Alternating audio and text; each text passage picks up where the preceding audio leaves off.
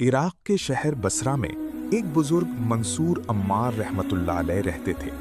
इस वक्त बसरा में उनसे अच्छा तकरीर करने वाला कोई न था। एक रोज की बात है कि एक अमीर नौजवान ने अपने घर में गाने बजाने की महफिल जमा रखी थी। उस नौजवान ने अपने गुलाम को 4 दरहम दिए कि बाजार से मिठाई ले आओ। गुलाम दिरहम लेकर बाजार की तरफ चला तो रास्ते में एक जगह देखा कि हजरत मंसूर अम्मार तकरीर कर रहे थे। गुलाम ने सोचा कि थोड़ी देर हजरत मंसूर रहमतुल्लाह अलैह की अच्छी अच्छी बातें सुन लूं, फिर मिठाई खरीद लूंगा। ये सोचकर वो मजलिस में बैठ गया। इस वक्त हजरत मंसूर रहमतुल्लाह अलैह के पास एक जरूरतमंद दरवेश आया हुआ था।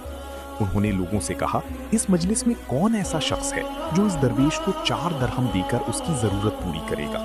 इसके बदले में उसके लिए 4 दुआएं करूंगा। गुलाम ने अपने दिल में सोचा कि ये 4 दरहम जो मेरे पास हैं, क्यों ना इस दरवेश को दे दूं और हजरत मंसूर रहमतुल्लाह अलैह से 4 दुआएं करा लूं। उसने 4 दरहम दरवेश के हवाले कर दिए। हजरत मंसूर रहमतुल्लाह अलैह ने खुश होकर गुलाम से कहा, बताओ तुम क्या चाहते हो? गुलाम ने अर्ज किया, हुजूर, मैं एक अमीर शख्स का गुलाम हूँ। पहली दुआ ये कीजिए कि अल्लाह ताला मुझे आज़ादी दे दे। दूसरी दुआ ये कीजिए कि अल्लाह ताला मेरे मालिक को तौबा करने और नेक बनने की तौफीक दे। तीसरी दुआ ये कीजिए कि अल्लाह ताला मुझे इन 4 दरहम के बदले 4 दरहम और दे दे। चौथी दुआ ये कीजिए कि अल्लाह ताला मुझ पर इस मजलिस में बैठे हुए तमाम लोगों पर और मेरे मालिक पर अपनी रहमत करे।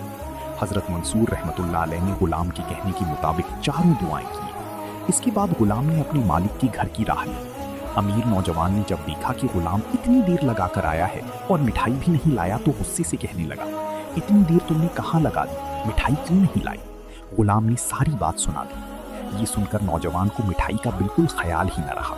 वो कहने लगा, वो क्या दुआएं हैं जो तुमने हजरत मंसूर रहमतुल्लाह अलैह से कराई हैं, जरा मुझे भी बताओ।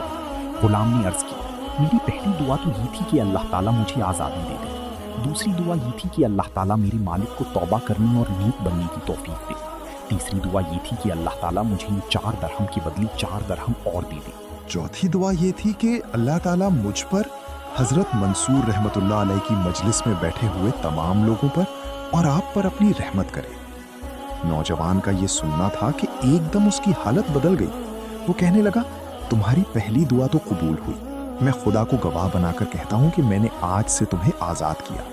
तुम्हारी दूसरी दुआ भी कबूल हो गई। मैं गुनाहों से तौबा करता हूँ और अहद करता हूँ कि आइंदा किसी भी बुरे काम के करीब नहीं जाऊँगा। तुम्हारी तीसरी दुआ भी कबूल हो गई। ये लो, मैं तुम्हें 4 के बजाय 400 दिरहम देता हूँ। तुम्हारी चौथी दुआ मेरे इख्तियार में नहीं है। जो कुछ मेरे इख्तियार में था मैंने कर दिया। नौजवान ने गुलाम को आज़ाद करके 400 दिरहम की थैली देकर रुखसत कर दिया। रात को ख्वाब में उसने एक गैबी आवाज़ सुनी जो कह रही थी, ए नौजवान, जो कुछ तेरे इख्तियार में था तूने कर दिया।